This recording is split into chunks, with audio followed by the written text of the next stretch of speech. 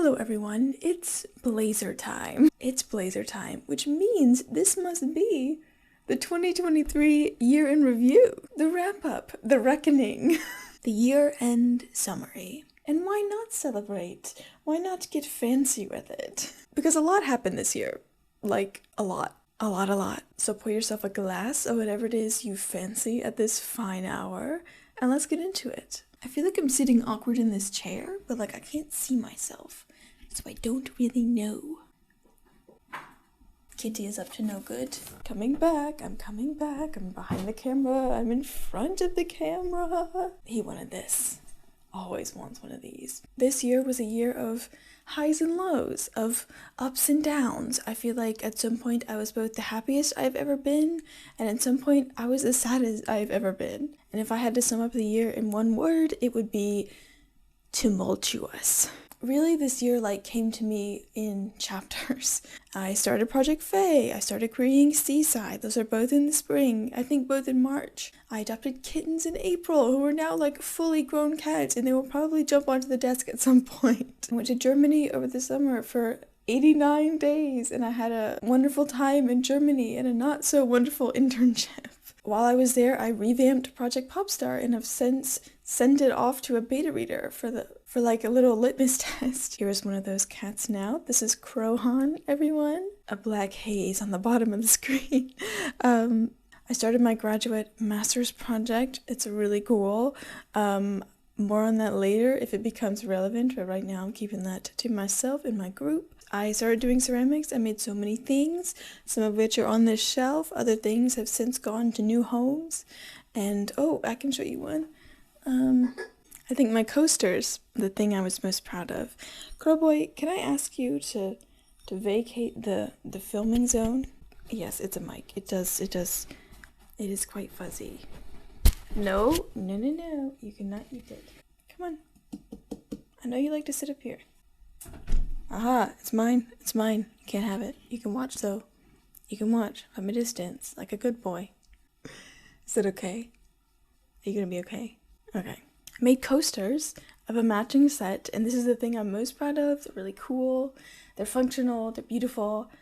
Love them. Okay.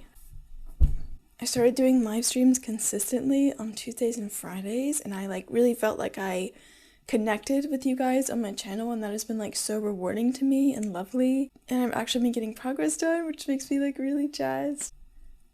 I'm gonna need you to exit stage left. Oh, why are you so heavy? Mama's gotta film. Oh, you got cat hair on my Had a breakup? Yikes. And I planned a writer's retreat. That was so many things, so many chapters. I feel like I started talking 5 minutes ago.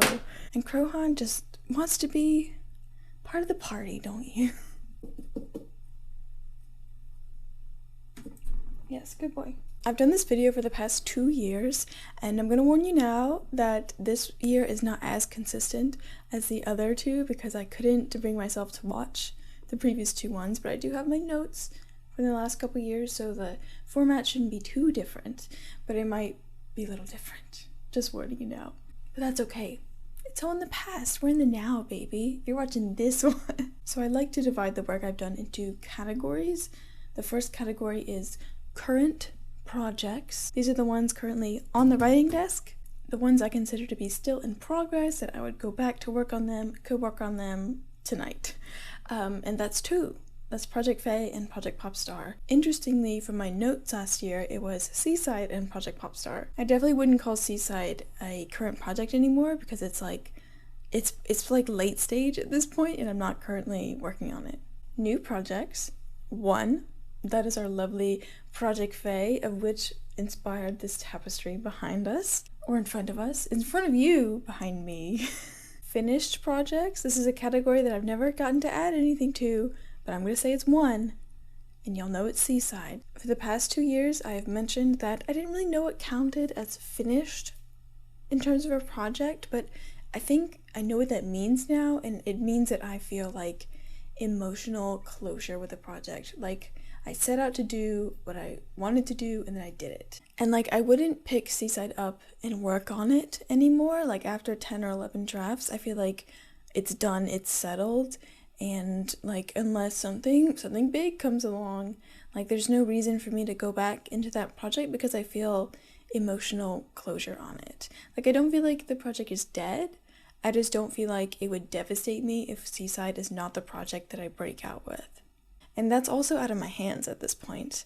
I won't be sad about it. The worst thing that could happen is my dreams are delayed, and that's not a bad thing. Drafts completed this year. 0.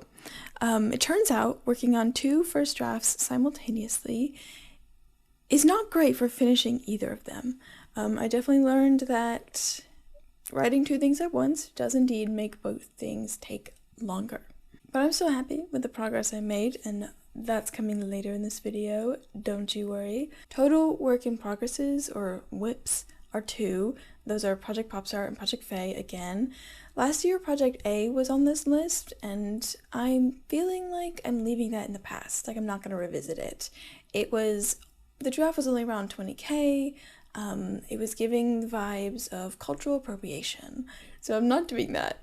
But like, it was good as a thing to exist. It's not a project I'm going to be pursuing. Perhaps some bones of that will be extracted for later projects, but Project A is done. I think it's really funny because I made a video for like Camp Nano April, like I don't even know, probably 2 years ago, and I was like, this is the start of the journey, like this is the start of the very long journey of Project A, and I was like, yeah, Project A is not happening. But that is okay, friends. That is okay. It is okay to leave projects behind.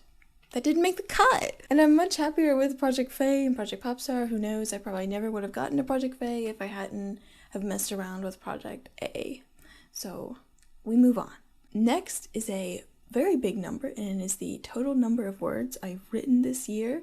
In the past, I've counted revised words, and I don't remember what my totals were, and they're probably higher because revising is a lot of words, but I was like purely drafting and outlining this year. So this number is still really big, but it's not artificially inflated like other years might have been because I included my revised words.